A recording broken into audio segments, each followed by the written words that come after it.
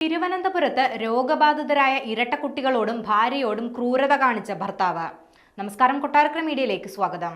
തിരുവനന്തപുരം വിഴിഞ്ഞം വവ്വാമൂലയിൽ വൃക്ക രോഗബാധിതരായ ഇരട്ടക്കുട്ടികളെയും അമ്മയെയും പുറത്താക്കി വീട് ഭർത്താവ് പൂട്ടി.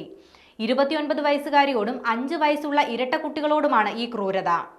ഇന്നലെ ഉച്ച മുതൽ ഭക്ഷണമോ മരുന്നോ കഴിക്കാനാകാതെ ബുദ്ധിമുട്ടിലായതോടെ അമ്മയും മക്കളും രാത്രിയോടെ വിഴിഞ്ഞം പോലീസ് സ്റ്റേഷനിൽ അഭയം തേടുകയായിരുന്നു. വിവരമറിഞ്ഞെത്തിയ നാട്ടുകാരാണ് ഇവർക്ക് ഭക്ഷണം വാങ്ങി നൽകിയത്. സർക്കാർ ഉദ്യോഗസ്ഥനാണ് ഈ കൊടും ക്രൂരത കാട്ടിയ ഭർത്താവ്. ഇയാൾക്കെതിരെ ഗാർഹിക പീഡനത്തിന് മുൻപും വിഴിഞ്ഞം സ്റ്റേഷനിൽ കേസ് നൽകിയിരുന്നു. ഇത് സംബന്ധിച്ച് നെയ്യാറ്റിൻകര കോടതിയിൽ നിന്നും പ്രൊട്ടക്ഷൻ ഓർഡർ വാങ്ങിയിരുന്നതായി യുവതി പറയുന്നുണ്ട്. സംഭവത്തിന് പിന്നാലെ യുവതിയുടെ പരാതിയിൽ വിഴിഞ്ഞം പോലീസ് ഇയാളെ ബന്ധപ്പെടാൻ ശ്രമിച്ചുവെങ്കിലും മൊബൈൽ ഫോൺ സ്വിച്ച് ഓഫ് ആണ്. ഭാര്യയും ഭർത്താവും തമ്മിൽ നിരന്തരം പ്രശ്നങ്ങൾ നിലനിന്നിരുന്നു. ഇതിന് പിന്നാലെയാണ് ഭാര്യയെയും മക്കളെയും വീടിന് പുറത്താക്കി വീട് പൂട്ടി ഭർത്താവ് സ്ഥലം വിടുന്നത്.